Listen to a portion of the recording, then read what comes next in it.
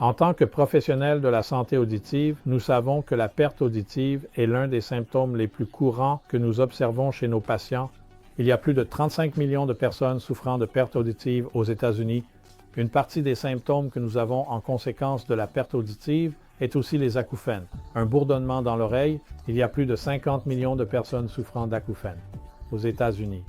Cela a attiré mon attention parce qu'en tant que professionnel de la santé auditive agréé aux États-Unis depuis 25 ans, j'aime voir le meilleur produit approche la perte auditive et du patient souffrant d'acouphènes. Comme nous le savons, la perte auditive est causée par stress oxydatif.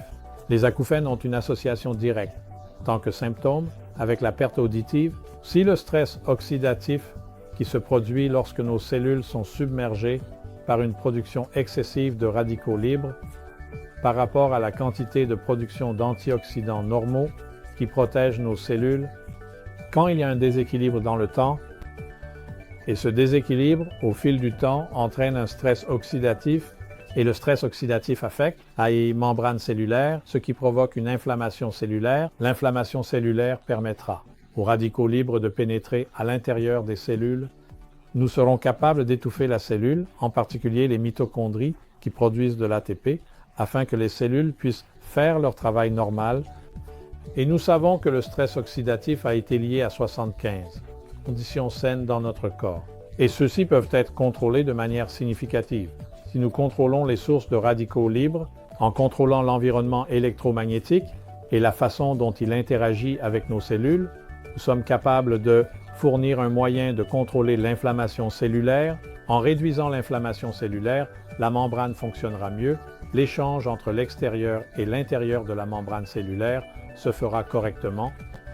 Nous avons des cellules qui fonctionnent mieux, alors vous entendez mieux, vous voyez mieux, vous sentez mieux, etc. C'est pourquoi il est important de prêter attention à l'environnement et fondamentalement à la fumée électromagnétique et comment cela interagit avec nos patients et comment nous pouvons améliorer significativement leur qualité de vie. Et en contrôlant la fumée électromagnétique, nous sommes capables de performer beaucoup mieux car nous filtrons ces interférences erratiques. Cela affecte la polarité normale de nos cellules. Pour la première fois, j'ai pu compter sur une technologie qui était réellement validée par la science, une technologie sécurisée, une technologie propre que je peux intégrer comme partie de mon approche proactive ou de mon approche globale pour la perte auditive et les acouphènes.